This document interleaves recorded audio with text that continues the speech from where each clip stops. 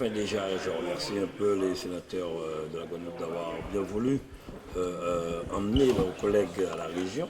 Cela nous a permis de faire le tour un peu des dossiers en instance qui n'avancent pas au niveau du gouvernement. Et j'ai eu vraiment, il faut le dire, l'écoute de ces parlementaires qui ont promis de nous accompagner, de faire avancer les choses, de taper s'il le faut du poing sur la table concernant la continuité territoriale qui a été pour moi un point très important. Il n'est pas normal que cela existe encore, c'est pas chez nous. Sur l'emploi, sur l'économie aussi, nous avons touché deux mots concernant même Marie-Galante. Je suis bien content d'entendre le sénateur dire en effet que n'est pas normal qu'il y ait 80 accouchements à Marie-Galante et pas de maternité. Nous avons parlé aussi des emplois, de la sécurité, surtout de la sécurité. Et d'ici quelques jours, il y aura la visite de M. Caner. Nous allons relayer enfin d'autres dossiers et il nous a promis que M. le ministre de l'Intérieur sera dans notre département avant la fin de l'année. Donc voilà, ce qui est important pour nous, c'est la sécurité, les groupes et la sécurité en Guadeloupe, au niveau de la prison, l'emploi, la continuité territoriale. Nous avons brossé tous ces points, donc j'espère qu'à leur retour, là-bas, ils feront remonter au niveau du gouvernement les inquiétudes et les attentes des Guadeloupéens. J'ai été très impressionné, l'ensemble de la délégation a été très impressionné. Très impressionné par la Guadeloupe, par Marie-Galante. Parce que nous constatons ce que nous savions, ce que nous apprenions au Parlement, dans les textes que nous avons vus sur place. Et ce que nous avons vu, c'est des choses très fortes. D'abord, ce sont des hommes et des femmes qui aiment leur territoire, qui aiment la Guadeloupe et qui veulent se battre tous les jours pour la faire prospérer, pour la développer. Et qui se battent en même temps avec une incompréhension liée aux difficultés de l'insularité, en se disant que parfois l'État ne fait pas assez pour eux, avec une incompréhension institutionnelle. Et moi, ce que je veux dire, pour conclure ce voyage, c'est que nous avons vu d'abord, outre un territoire merveilleux, des gens fabuleux. Des gens qui croient en eux, des gens qui peuvent avoir peut-être même encore plus confiance, et pour lesquels il faudrait peu pour que la Guadeloupe se développe encore plus. Il y a 2 ou 3 sujets qui me semblent essentiels. Le premier sujet que nous avons abordé à divers endroits, c'est celui de la sécurité. Je crois que la sécurité en Guadeloupe est quelque chose de fort et c'est un des messages que je voudrais faire passer. Le deuxième sujet, évidemment, c'est celui de la continuité territoriale et de la double insularité. Je pense que lorsque l'on voit ce qui se passe ici, nous étions à Marie-Galante, nous avons vu un bateau avec une mer que nous avons trouvé, nous, un peu déchaînée, et nos amis nous disent « mais c'est rien, il peut y avoir des creux de plus de 3 mètres ». Cela, ça doit être pris en compte.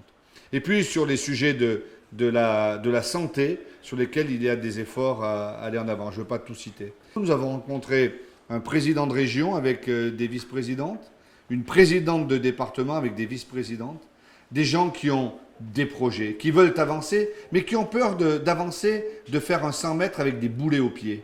Et je crois que si on veut que les choses avancent plus vite, il faut peut-être contribuer à enlever un peu ces boulets qui ralentissent l'action. Et pour essayer de faire en sorte que cette action ne soit pas ralentie, moi j'appelle encore à un effort, un peu plus d'effort de l'État dans ce territoire, permettra, n'en doutons pas, aux élus de faire leur travail, mais ils le font admirablement bien, mais à la population d'ici de se rendre compte qu'il y a encore beaucoup de choses à faire pour la prospérité, pour le développement de la Guadeloupe. Je crois que nous avons balayé un peu les problèmes que nous rencontrons au niveau du département, dans l'exercice du quotidien en tant que présidente, mais aussi au niveau de la Guadeloupe. Alors, on a beaucoup insisté sur, je crois, l'un des temps forts pour cette délégation, c'est la double insularité. En tant que moi, originaire de Marie-Galante, je crois que j'étais bien placée pour leur parler, et ils l'ont vécu d'ailleurs, des déplacements de nos concitoyens entre la Guadeloupe proprement dite et les îles.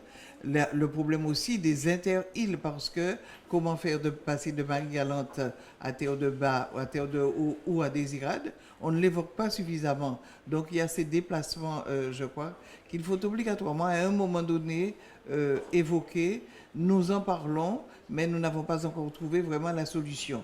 La région, en son temps, a accompagné les déplacements et le fret au niveau entre le continent, comme on dit entre guillemets, entre la Guadeloupe proprement dite et les îles, mais je crois qu'il faut vraiment le prendre en compte et que ça devienne une réalité.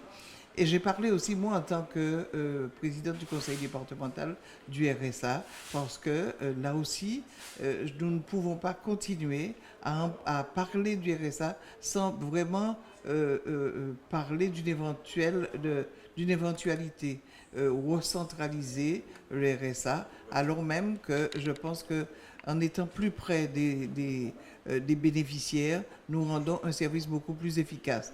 Donc vraiment balayer le problème aussi de la vulnérabilité du territoire, parce que là aussi, nous sommes en période cyclonique et j'ai dit nous sommes devenus un peu experts après le cyclone Hugo, mais le tremblement de terre éventuel, nous devons obligatoirement penser que nous sommes dans un territoire qui est sensible, qui est vulnérable. Donc voilà des situations que dont